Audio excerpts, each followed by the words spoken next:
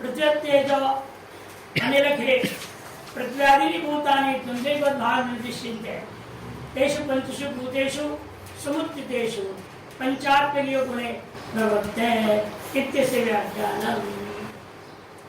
और पंचभूतों के समय प्रकार से उत्थित होने पर जो पंचात्मक है, शब्द स्पर्शात्मक है, उस स्थिति में योग का गुण प्रवृत्त हो जाएगा।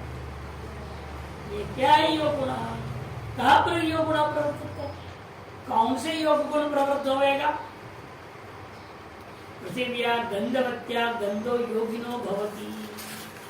पृथ्वी का जो गंधवती पृथ्वी का जो सुरभि गंध है वही योगी के प्रति प्रवृत्त होगा। कभी भी असुरभि गंध से निकल नहीं आए, उसको भोगना नहीं पड़ेगा। तथा धियो रसा मधुर रसेव प्रवर्तते नान्य। रूप में भी वासो शुक्ल रूप ही प्रवृत्त होगा, अन्य रूप आदि नहीं। स्पर्श में भी दिव्य उत्कृष्ट शुभ स्पर्श ही प्रवृत्त होता है। इस तरह से सबको तथा धियो रसा एवं अन्यत्र उक्तंच कहा भी है। ज्योतिषवती स्पर्शवती रसवती परा गंधवत्य परा प्रोक्ता चतस्रस्तु प्रवृत्तयः आसां योग प्रवृत्तीनां यत्येकापि प्रवर्तते प्रवृत्तयो गंधं प्राहुः योगिनो योगचिन्तकाः। ज्योतिषमती योग सूत्रकार ने कहा ना, ज्योतिषमती वा स्पर्शवती रसवती परा गंधवती च अपरा प्रोक्ता चतुष्टु प्रवृत्ता। ये चार प्रवृत्तियों के बारे में कहा गया जो दिव्य प्रवृत्तियां। इन योग प्रवृत्तियों में से एक भी यदि प्रवृत्त हो जाए तो उसको प्रवृत्ति योग कहा है। तम प्रवृत्ति योग कौन? योग चिन्हका योगिना। योग के स्वरूप का चिन्हन करने वाले योगिनों का कहना है एक भी इनमें से सिद्ध हो जाए और दिव्य गंध या दिव्य रस या दिव्य रूप या दिव्य स्पर्श के प्रवृत्ति होने लग जाए तो उसको समझना चाहिए प्रवृत्ति योग हो गया है, अर्थात उसकी चित्त की वृत्तियां योग में प्रवृत्त हो गए। तो स्थूल पर नहीं रह गया और सूक्ष्म में प्रवेश कर न तस्य योगिनो। ऐसा जो दिव्य गंधादि का अनुभव करने वाला योगी है उसके रोगो न रोगो न जरा न मृत्यु प्राप्त योगाग्नि मय शरीर, जिसने योगाग्नि के द्वारा जला करके सर्वमल पर नष्ट कर दिया गया ऐसा शरीर जिसने प्राप्त, योगी शरीर का। आगे करें योगाभि संपृष्ट दोष कलापम, योग रूपी अग्नि से संपृष्ट दशदा है पूर्ण से नष्ट कर दे, जला कर राख कर दे दिया इनको दोष दोष समूह को। ऐसा जो शरीर जिसको प्राप्त हो जाता है तार शरीर उसका हो जाएगा, उस व्यक्ति के प्रति ही रोग जरा मृत्यु आदि कभी सताते नहीं है। स्पष्टम अन्या 6 शब्दार्थ स्पष्ट कर 13वें जो है मंत्र का व्याख्या ही नहीं कर रहे हैं।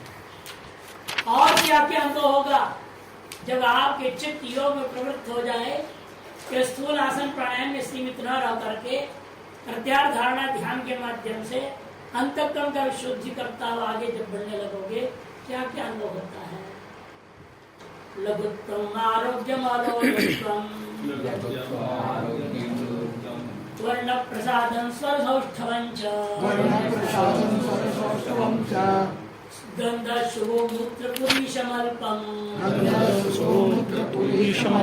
योग प्रवृत्तिं प्रथमां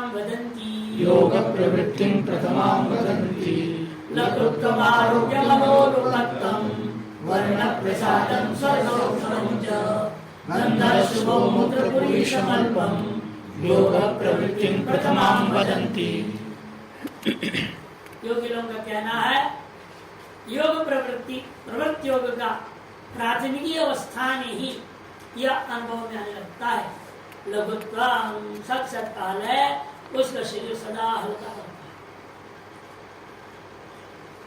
एक व्यक्ति ने मंत्र को मुझ में घटा लगा, मुझे पागल हो गया। अरे आपका शरीर 45 किलो से बढ़ता नहीं, 40 से 45, बहुत जोर धक्का मारने पर बड़ा 50 किलो तक पहुंचा था, तो उसे घट गया। अरे आपके शरीर में तो लघुत्व दिख रहा है। मैंने कहा बीमारी की वजह से, योग की वजह से, इसलिए योग प्रवृत्ति हमें यहाँ नहीं घटा। तो लघुत्व, दूसरा आरोग्य, रोगाभाव, अलोलुप्त्व, विषयासक्ति रहितता होने लगता है। वर्ण प्रसादम, कहते कि देखो शारीरिक कांति होती है, एक शरीर में दिव्य कांति दिखाई देती है। तेल लगा करके चेहरे को चमकाने की जरूरत नहीं है, स्वतः चमकता है। स्वर सौष्ठवंच, अस्वर अत्यंत मृदु है, मधुर वाणी, जिसके लिए प्रार्थना है जीवा में मधुमत, और मधुमत तमाम वाणी प्राप्त। गंध शुभ, चाहे जितने पसीना निकले शरीर से शुभ गंध ही नहीं, पसीने का दुर्गंध नहीं। कोई लोग आए थे गर्मी में, आकर के खड़े हो जाते, सब कपड़ा उतार करके पूरा दुर्गंध फैला देते हैं, फिर कपड़ा उड़ के चुप है। अरे ये तो सोचो आने वाले अन्य लोगों को क्या होगा। तुमको तो तेरे गंध का आदत है, दूसरों को तो बुरा लगेगा कि नहीं लगेगा। हर व्यक्ति को अपना दुर्गंध सुगंधी लगता है, दूसरे को भी पता लगता है कि दुर्गंध आ रहा है कि सुगंध आ रहा है। उसे आदत हो गया ना उस गंध से बचपन से। लेकिन योगी का शरीर से सदा सुगंधी होने के नाते गंध शुभ, मूत्र पुरीशमल्पम, मूत्र पुरुष में अल्प होता है, ज्यादा मात्रा नहीं होता, खाया जितना अल्प ही हो। सारा अन्न भस्मीभूत होकर के ओष के में परिणत हो जाने से बाहर निकलता है।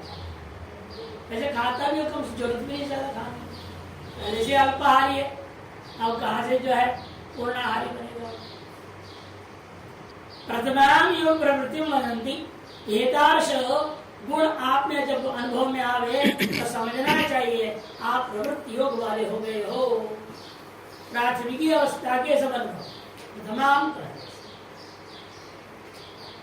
और कैसे होता यथैव बिंबम मृत्योपलिप्तम, यथैव बिंबम हृदयोपलिप्तम, तेजोमयं भ्राजते तत्सुधांतम, तेजोमयं भ्राजते तत्सुधांतम, तत्त्वात्मतत्त्वं प्रसमीक्ष्यतेहि, तद्वात्मतत्त्वं प्रसमीक्ष्यतेहि, एकः कृतार्थो भवते वीतशोकः, एकः कृतार्थो भवते वीतशोकः, यथैव बिंबं हृदयोपलिप्तम, तेजोमयं भ्राजते तत्सुधांतम, तद्वात्मतत्त्वं प्रसमीक्ष्यतेहि, एकः कृतार्थो भवते वीतशोकः।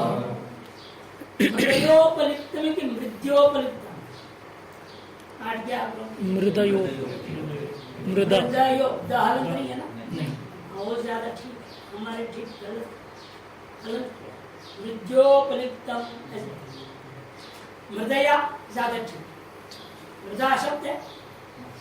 यदि मृत हलंत होता तो यह कहां से मृदा हो तो मृदया बनता है, मृत हलंत हो तो मृदा बनता है। फिर क्या मृदापलित मृदोपलिप्त होना चाहिए, यह नहीं होना चाहिए। इससे लगता है हलंत होना ठीक नहीं है। मृदयो स्वर भी ठीक बैठता है, छंद भी ठीक बैठ रहा है। मृदयोपलिप्तम, अगर मृदयोपलिप्तम पाठ ही ठीक है, हलन हटा है, इसके हलन का हलन बेटा है। यथैव बिंबम मृदयोपलिप्तम, जैसे सोना चांदी वगैरह कैसे पदार्थ है वास्तव में अपने आप में एकदम स्वच्छ चमक चमक, लेकिन जो है ये मृदया उपलिप्तम, ये मृतिका का लेप लगा दिया उसमें तो सारा चमक पता ही लगता है सोना है चांदी की क्या है। यथैव बिंबम, बिंब में रजत बिंब, स्वर्ण बिंब आदि जो चमक जो होता है वो मृदयोपलिप्तम तेजोमयम भ्राजते तत्सुधांतम। जब उसी को जब धो देते हैं, मृत्तिका कलेप को हटा देते हैं, तब उसका तेजोमय स्वरूप अपने आप प्रकाशित होता है। क्योंकि जो मृत्तिका का आलेप था वो आगंतुक था, स्वतः क्या है वो स्वर्ण रजतादि तेजोमय दीप्ति में। उसी प्रकार से आप भी तेजमय और दीप्तिमय है। अनादि का नवित्यादि मन से उपलिप्त होने के कारण से अपने आप को क्षुद्र, अल्पज्ञ, अल्प शक्ति मन इत्यादि मानते हुए बैठे। बस योग के द्वारा संशोधन कीजिए, शुद्धि प्रक्रिया अपनाओ। योग में भी शुद्धि प्रक्रिया में पहले सबसे पहले शरीर शुद्धि, हठ योग कुंजल कराएंगे, लघु संग प्रक्षालन, पूर्ण संग प्रक्षालन, सबसे सूत्र नीति, जल नीति, दुग्ध नीति, घृत नीति कराते हुए भी कुंजल का अभ्यास करा, लघु शमशान का अभ्यास करने का पूर्ण संग प्रक्षालन, फिर बस्ती, उसे दंड बस्ती पर्यंत ले जाएंगे, तब पूरा शरीर का वास्तविक शुभ सोचिए। फिर सूक्ष्म शोधन में आते हैं, आप कहते हैं प्राणायाम करो, सूक्ष्म का शोधन, मन के नियंत्रण का प्राणायाम कहा था ना पहले, हर एक धारणा का ध्यान को सब अलग अलग कर देना है। अब तेजो में भ्राजते तत्सुधांतम, तद्वत् तद्वा है उसका तद्वत् नहीं, तद्वत् आत्म तत्व प्रसमीक्ष देही। ये जो देही जीवात्मा है, जब अपने आत्म तत्व का अनुभव कर लेता है, आवरण रूप मल के हट जाने पर एक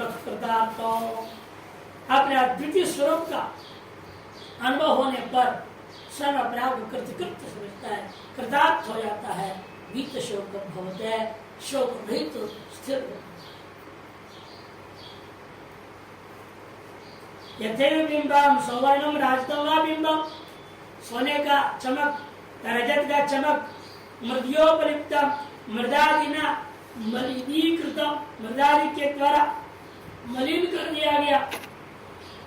पूर्वम पश्चात, यदि भी पहले भी वो तेजोमय था, पश्चात भी वो तेजोमय भी है, बीच में केवल मृतिका से उपलिप्त हुआ।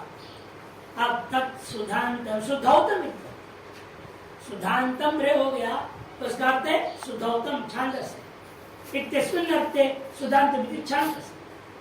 अग्नि आदिना विमलीकृतम, जब अग्नि में डाल के सोने का मल को निकाल दे, मिला करके क्षार में डाल देते हैं, मल अलग हो जाता है, सोना अलग हो जाता है। तेजोमयम भ्राजते यथा, अपना तेजोमय स्वरूप जो स्वर्ण रजत आदि का है वह अपने आप स्वयं प्रकाशित हो जाए। ये दृष्टांत ईशावास्य उपनिषद शुक्ल भाष्यकार ने लिया है। दृष्टांत तुमने अलग ही थोड़ा सा अलग किया, मृतिका से उपलब्ध था तो समान ही है। दृष्टांत क्या लिया था? चंदन के लिए।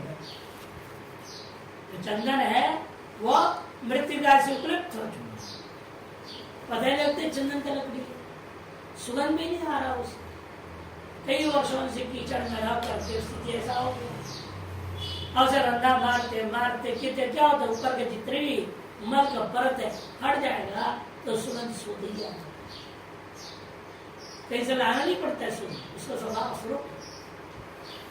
उसी प्रकार तेजोमय आत्मा, देवमय आत्मा, नित्य शुद्ध बुद्धियुक्त स्वभाव आत्मा आपका स्वरूप होता है, वो अनुभव करता है। वैसे तेज में प्रजा तद्वा तदेव आत्मतत्व प्रसमीक्ष, अतएव यह देही नहीं है, यहाँ देही ले लेना चाहिए, तद्वाकर तद्वदेव तद्वदेव देही आत्मतत्व प्रसमीक्ष दृष्टवा, यह देही जीवात्मा अपने वास्तविक परमात्मा को जब अनुभव कर लेता है, कैसे अनुभव करते हैं अपने आप को? एको हम अद्वितीय, अतएव कृतार्थो अपने कृत्यो हम प्राप्त प्राप्तव्यो हम। बार बार पंचदशी में है ना, वहां पर 2 बार आदि का ध्यान आया है। कृत्यो हम प्राप्त प्राप्तव्यो हम। तो भीत शोको भवते, तब भीत शोक वाला हो जाता है। परेशान पाठे तद्दत् सततम प्रसमीक्षतेहि। अन्य लोगों ने ऐसे पाठ किया वो ज्यादा ठीक है। तद्वाह के जगह पर तद्दत् सततम, तद्दत् आत्म तत्व नहीं है, तद्वा आत्म तत्व नहीं है, तद्वा आत्म तत्व नहीं। उन्होंने पाठ किया तद्दत् सततम, अर्थ तत्व वही। सतत क्या है? वास्तविक तत्व तो क्या है आपके अंदर? आत्मा ही है, बाकी सब अध्यारोपित है। तब इसलिए कहते हैं तत्रापि अयमेव अर्थः, तब भी यही अर्थ आपने लेना है। खत्म क्या विदिशो भवति, मैं एकमेव अद्वितीय आत्मा ब्रह्म हूं, ऐसे जान करके विदिशो कैसे हो जाएगा?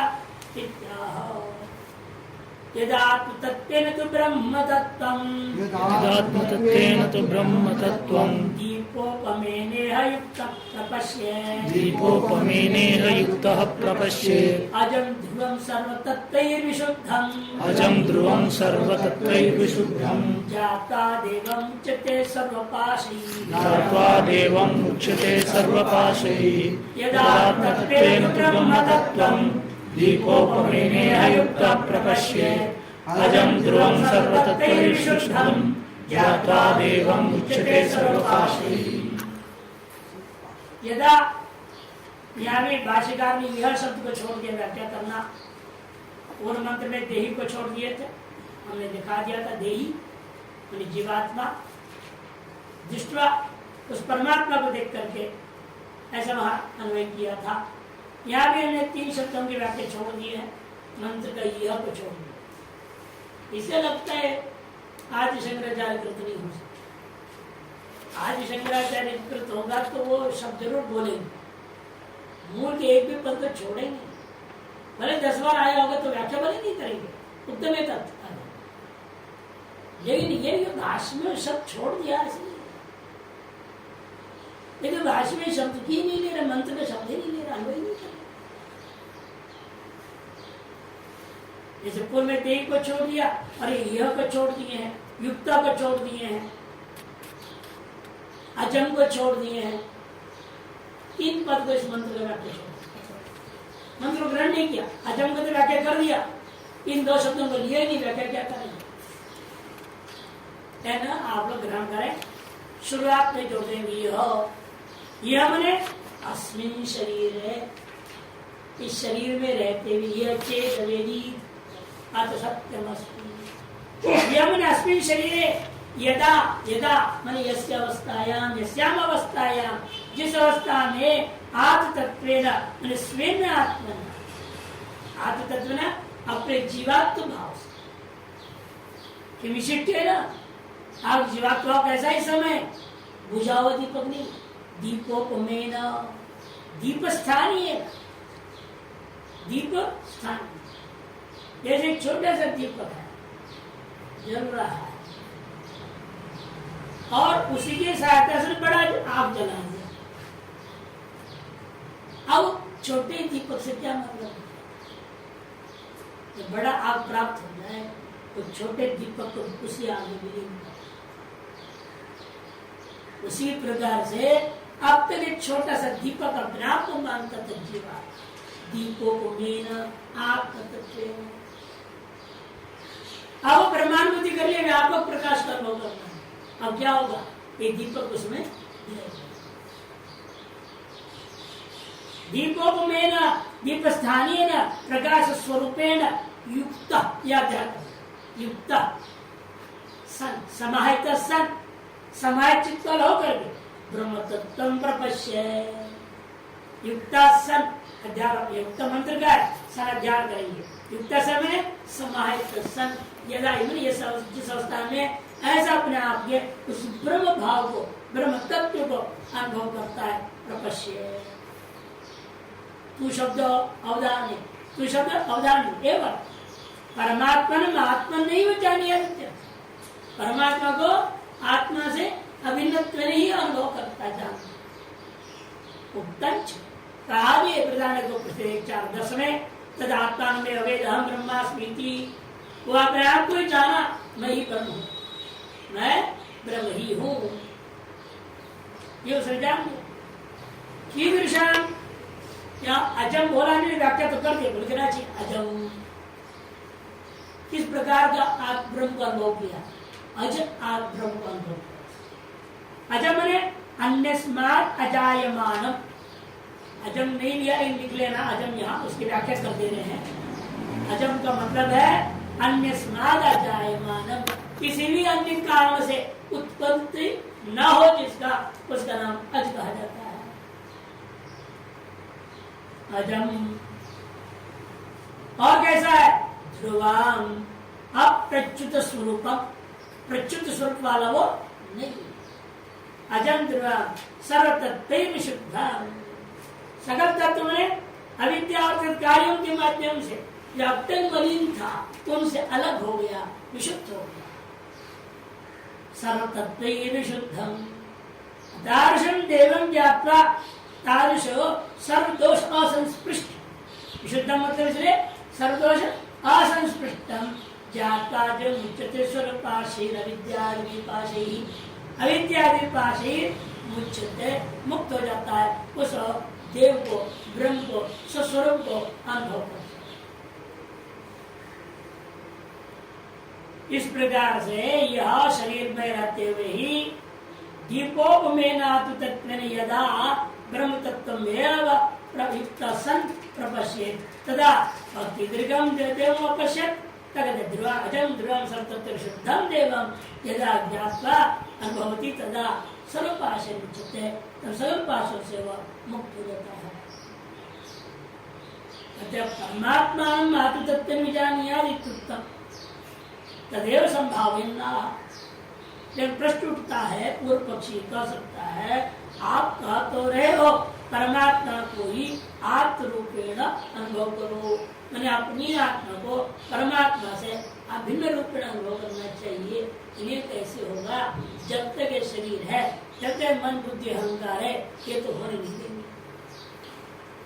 इसलिए हम ब्रह्मास्मि की संभावना ही नहीं है, असत हो कोई नहीं सकता है। हम ब्रह्म, हम देवते ही रहेगा हमेशा, कुछ कुछ मान के बैठा दे, हम कुछ नहीं तो बड़ा अहंकार हो गया लोगों में, मैं सन्यासी हूँ क्या समझते, राम को पूछा, बड़ा मुश्किल काम। ये अहंकार कैसी लीला रचता है, कुछ भी पहचान नहीं। इसने कहा तो जो टकला है, टकला समझता है,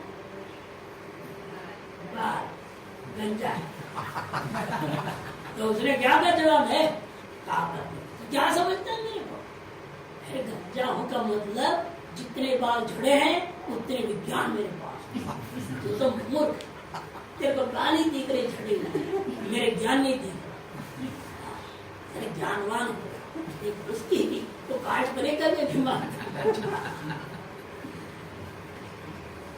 नहीं, ये संसार ऐसा है, कोई भी कमी भी दिखा तो उसमें चाहेगा तो गुण देख लेगा, और जब नहीं देखना चाहे गुण में दोष है। ये विचित्र चीज है, उसके अपने दोषों में गुण देखेगा, पर के गुणों में भी दोष। यही दुष्टता इस जीव में है, ये छोड़ देगा तो हम ब्रह्मास्मि समझ।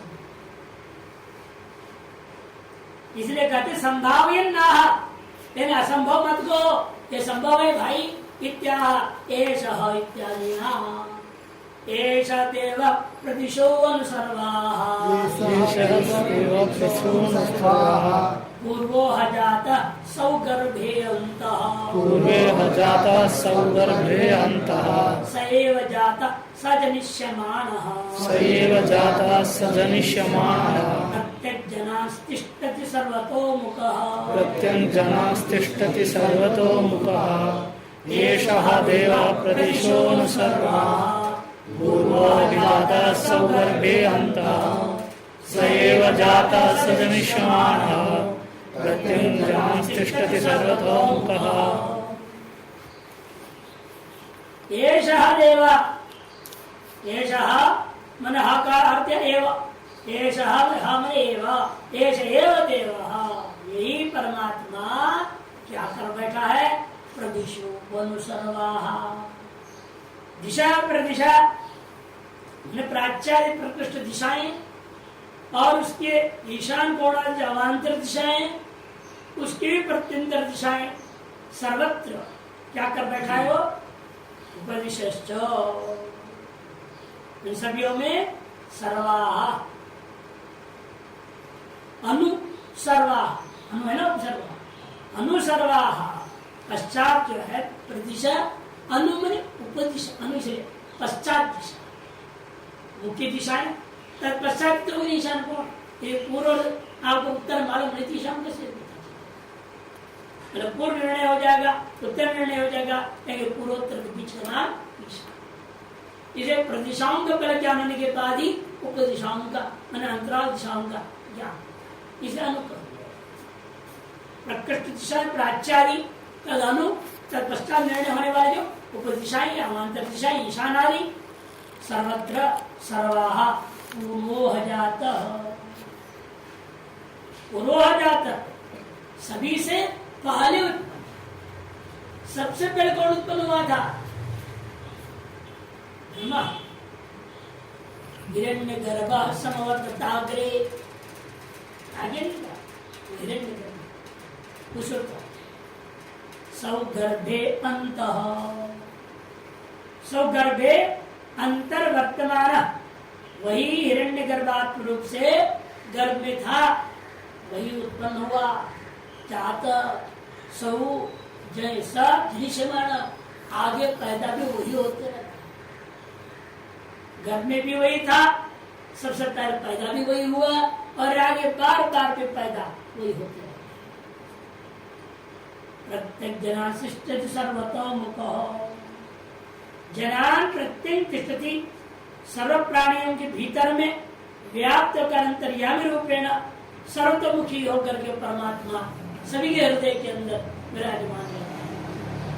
समष्टि ईश्वर सबके हृदय में हिरण्यगर्भ सूत्रात्मा बन के अंतर्यामी बन करके विराजमान रहता है।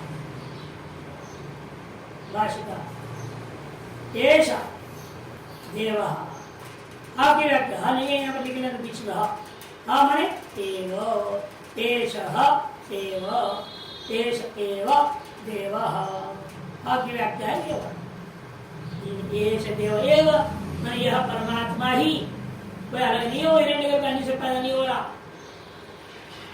प्रदिशा प्राच्याद्य दिशा, अनु, ये अनु लिखा नहीं है, देखो अनु लिख लेना, अनु अर्थ उपदिशश्च, इस तरह से कई शब्द भाषिका छोड़ दिए, अर्थ तो लिख रहे कई बार, मूल मंत्र को छोड़ सएव तथा सर्वा उपदिशश्च सर्वाः, सारी दिशा प्रदिशा में सर्वत्र जो कुछ भी पैदा हुआ कहते हो, इन सब के पैदा होने से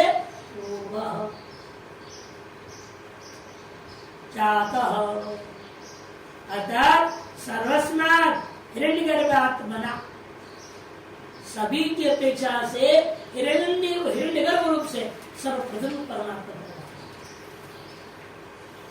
सौगर्भे अंतर्वर्तमान, वही पहले माया रूपी गर्भ में विराजमान, सएव जात, शिशु से वही शिशु बन गया, जगदाकार विराट रूप बन गया, हिरण्यगर्भ सूत्रात्मा और अंतर्यामी, ये तीन क्या है? बीच की अवस्था सूक्ष्म, आन शरीर माया चेतन ईश्वर, ईश्वर हिरण्यगर्भ सूत्रात्मा अंतर्यामी, और स्थूल में क्या है? विराट, विराट उत्पन्न हो, वही हो गया। आगे कभी उन्होंने उत्पन्न हो जाता शिशु रूप अपने विराट को सजनिष्यमानो की, इस प्रकार से वह ब्रह्म देवता आत्मा ब्रह्म उत्पन्न होते भी सएव सर्वांश जनान प्रत्यंतिष्ठति, वही सकल जीवों के अंदर प्रत्यंग आत्माओं के साथ में विराजमान बैठा हुआ है। ईश्वर सर्वभूतानां हृदयेषु अर्जुन तिष्ठति। सबके हृदय देश में प्रत्यंग आत्मा मैंने सगल जीवों के साथ में वो बैठा हुआ है, देख रहा है, चुपचाप टकटका के देखते रहता है। चित्र उसकी त्राटक में गजब के तड़का में उसकी आंख के पलक नहीं पड़ती। ये अंदर बैठे ईश्वर के आंख पलक पड़ जाए या वो सो जाए, फिर हिसाब किताब गड़बड़ हो। आप भी बड़े चालाक हैं, आप देख लेंगे परमात्मा कब सोता है, उस समय सब पाप कर बैठे, तो जब चाहेंगे तो पुण्य करेंगे, तो पाप के हिसाब से कौन लिखेगा फिर? इसीलिए मानना पड़ता है ईश्वर दोनों फाड़ के देख रहा है, वो आंख में करता है। देवताओं का भी कहते हैं आंख का भी पलक गिरता नहीं। जब देवताओं के आंख का पलक गिरता नहीं है, सदा टकटका देखते रहते हैं, ईश्वर को तो कहना है क्या? वो तो 24 घंटे 24/7 सीइंग ऑलवेज देख रहा है। आप कितना बजे सो रहे हो, सोने में क्या स्वप्न देख रहे हो, सब रिकॉर्डिंग हो। आपकी वासनाएं कैसे कैसे उछल रहे हैं, कैसे कैसी जो कामनाएं जग रहे हैं, उसको पूरा करें, कितने फ्रॉड करते हो, सब नोटेड नहीं जाते, सारे वो लगाए बैठे हुए।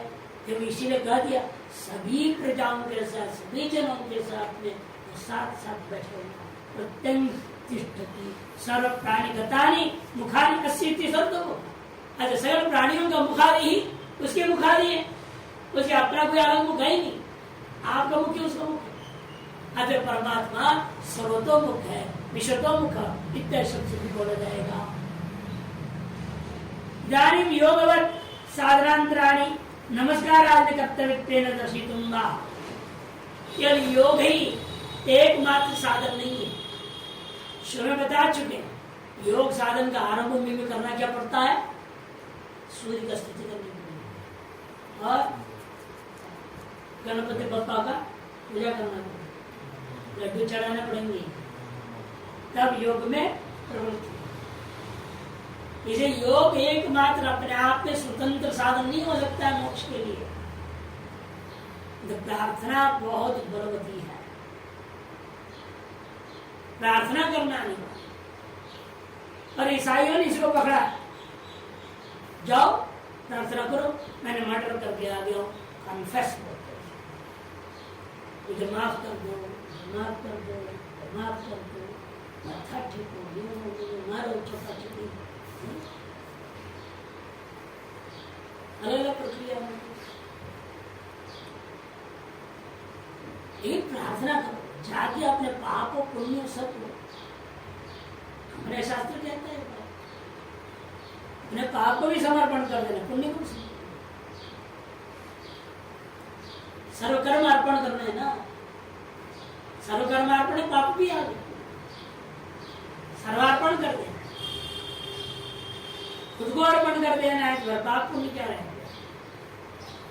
खुद को ही अर्पण कर देना, खुद पे खुद को जो मिटा न सके इस गलियारी में आवे। इसलिए कहते कि देखो, जो प्रार्थना करना उसे नमस्कार आदि नहीं कर्तव्य दर्शितुं वा, वे भी योग के साथ साथ कर्तव्य है। यह दर्शाने के लिए अगला मंत्र को यो देवो अग्नौ यो अप्सु, यो देवो अग्नौ यो अप्सु, यो विश्वं भुवनम् आविवेश, यो विश्वं भुवनम् आविवेश, य ओषधीषु यो वनस्पतिषु, यो ओषधीषु यो वनस्पतिषु, तस्मै देवाय नमो नमः, तस्मै देवाय नमो नमः। यो देवो अग्नौ यो अप्सु, यो विश्वं भुवनम् आविवेश, यो ओषधीषु यो वनस्पतिषु, तस्मै देवाय नमो नमः। जो देव अग्नि में व्याप्त है, जो देव जल में व्याप्त है, जो देव विश्व के भुवनम विश्वम, सकल भुवनों में, सकल शरीरों में, सकल संसार मंडल में ही जो आविवेश प्रवेश कर व्याप्त कर दिया है, जो औषधियों में माने बड़े बड़े जो है वनस्पति पेड़ों में छोटे छोटे औषधि, सब औषधि उसके कहते हैं एक बारीक फल देने वाला, फलशाली मात्र स्थिति ऐसा तत् पोषण। एक बार फल दे दे खत्म। देखिए वो चावल धान वगैरह एक बार फसल दे देते हैं, अरे आम का पेड़ तो हर साल फल दे रहा है, वनस्पति अश्वत्थादि पेड़ इन सभी में भी जो व्याप्त है, तस्मै केवाय उस विश्वात्म बोल उस परमात्मा के लिए मेरा बार बार नमस्कार। भाष्य यो देवैति, यहाँ भी प्रथम काल को छोड़ ही दिया। यो देवो अग्नो यो अप्सु, इसको छोड़ के दूसरे काल की जाए को अपने से लिखना पड़ेगा। यो देवो अग्नो व्याप्तम यो अप्सु च व्याप्तम तथा यो विश्वम भुवनम, यो अग्नौ यो देवो अग्नौ व्याप्तम सोमा यो अप्सु च व्याप्तम तथा बाकी है यो विश्वम, विश्वम ने भुवनम, विश्वम भुवनम की व्याख्या कर रहे हैं। स्वेन विरचितम संसार मंडलम, ये संपूर्ण विश्वम भुवनम में संपूर्ण भुवन मंडल अर्थात स्वयं की तरह विरचित संसार मंडल, इसमें आविवेश प्रवेश कर अर्थ प्रवेश कर सबको व्याप्त कर, जड़ चराचर जितने भी सबको व्याप्त कर। ऐसा यह औषधीषु अर्थात शाल्यादिषु, शाली निधान आदियों, वनस्पतिषु मैंने अश्वत्थ आदियों में, पीपल आदि पेड़ों में, यो आविवेश पूर्व क्रियान्वय जो सब में प्रवेश करके शब्द व्याप्त कर लिया है। तस्मै विश्वात्मने भुवन मूलाय देवाय, देवाय शब्द नहीं है यहाँ पर, लिख लेना देवाय, विश्वात्मक जो भुवन का जो संपूर्ण भुवन का मूल है वह जो ब्रह्म है, ताश देवाय, देवाय की व्याख्या है परमेश्वराय, उस परमेश्वर के लिए मेरा नमो नमः बार बार नमस्कार है। इस प्रकार से श्वेता शूद्रोपनिषदीय द्वितीय अध्याय भी पूरा हो जाता है। अब तृतीय अध्याय आरंभ करते खत्म अद्वितीय से परमात्मा ईशितव्यादि भाव इत्याशंकिया। आपने कहा सभी में प्रवेश करके सबको व्याप्त कर लिया और सबके हृदय में बैठ करके सबका नियमन कर रहा है, नियंत्रण कर रहा है। ये से कैसे हो सकता है? एक में अद्वितीय परमात्मा ऐसा हो नहीं सकता। खत्म अद्वितीय से परमात्मा, अद्वितीय परमात्मा जब है उसके ईशितृत्व और अन्य उसके द्वारा ईशितव्य इत्यादि जो भाव है ये कैसे हो सकता है? नहीं हो सकता। इत्याशंक्य आह एको जालवानी शत ईशनीभिः, एको जालवानी शत ईशनीभिः, सर्वान् लोकान् शत ईशनीभिः, सर्वान् लोकान् ईशनित ईशनीभिः, ये वैक उद्भवे संभवे च, ये वैक उद्भवे संभवे च, ये तद्विदुरमृतास्ते भवन्ति, ये तद्विदुरमृतास्ते भवन्ति। एको जालवानी शत ईशनीभिः, सर्वान् लोकान् ईशत ईशनीभिः, ये वैक उद्भवे संभवे च, ये तद्विदुरमृतास्ते भवन्ति। यह ये कहा जो पूर्वोक्त एक द्वितीय परमात्मा वह जालवान ईशत, वो जालवान है, वो जाल वाला है, बहेलिया बहेलिया अंदर जाल वाला, जाल लेकर घूमते रहते और जहां तक जाल फैला देते चोरियों में फंसा पकड़। ये परमात्मा बड़ा जाल वाला है। जाल वाला का मतलब क्या है? माया है, माया रूपी जाल वाला है, मायावी है। जालवान मैंने जालम माया, क्यों दुरत्ते होने के नाते जाल के समझ जा रहे, जाल का भेदन करके सिंह भी फंस जाना, निकल नहीं पाता, चूहे से हाथ जोड़ना पड़ता है सिंह को, भाई तू थोड़ा काट दो, हमको यहाँ से निकाल दो, कृपा करो। छुआ भी बड़ी शर्त रखता है, सोचता है समझे मैं बाहर में आऊँ, मेरे पंजे में काट दे तो क्या है? ऐसे कहानी आपने सुना है पंचतंत्र आदि में है। इतना बड़ा सिंह देखो, पूरे जंगल का राजा छुआ के सामने हाथ जोड़ दिया, जाल में फंस जाएगा ना, बड़ा मुश्किल है निकलना। या जितने भी प्रबल बुद्धि वाले या प्रखर बुद्धि वाले हो तो भी माया जाल से निकलना बड़ा कठिन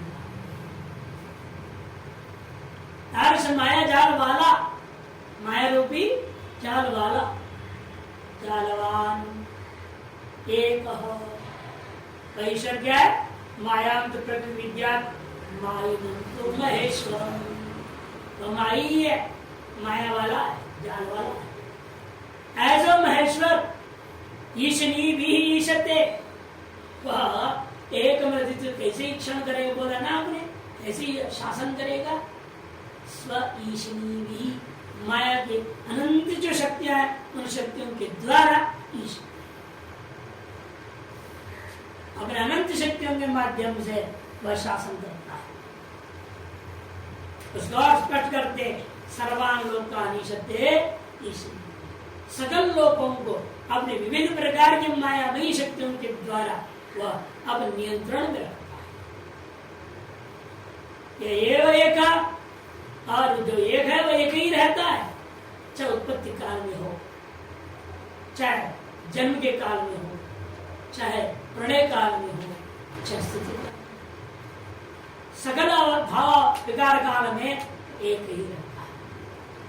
ऐसा जो व्यक्ति ऐसे ब्रह्म को जानता है, यह विदु, ये जो लोग इस वेदांत प्रोक्त अद्वितीय ब्रह्म को सब स्पष्ट अनुभव कर चुके हैं, ये अमृता भवन्ति, वे निश्चित रूप में अमृत भाव मोक्ष भाव को अवश्य प्राप्त कर लेंगे।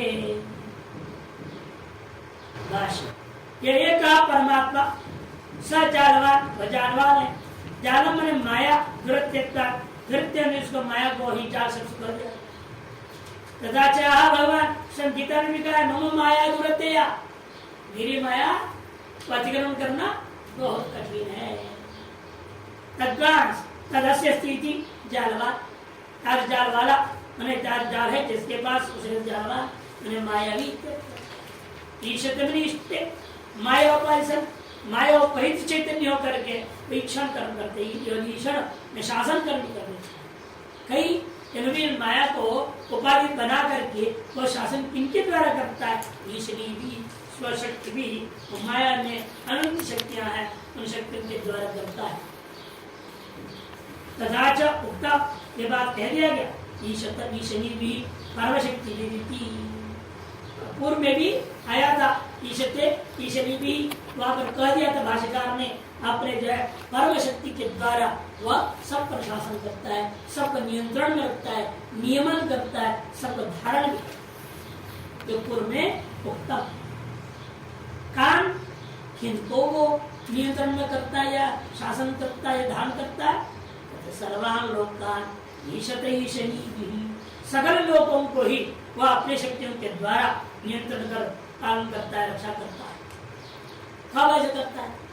कदा या भी हमने ये दो शब्द छोड़ दिया, ये एक ये वैक उद्भवे संभवे चतुर्थ पाद में ना, यह ए वैक उसको छोड़ के इन्होंने कैसे उद्भवे पे चले गए, या पीछे जोड़ लेना, यह एका सन अध्ययन करेंगे, जो निश्चित रूप में एक होते हुए भी अनेक उपाधि वाला देश, यह एक एव सन कदा उद्भव है, विभूति का योग है, असंभव है प्रादुर्भाव जन्मे, विभूतियों का योग और उत्पत्ति, विभूति योग पूर्व उत्पत्ति काल में वह अपने शक्तियों के द्वारा अनुशासन करता है। इस प्रकार से ये विद्वान जो विद्वान लोग इस ब्रह्म तत्व इस प्रकार से जानते हैं, अमर धर्मानो के भवंती, वे अमर धर्मा हो जाते हैं। ऐसे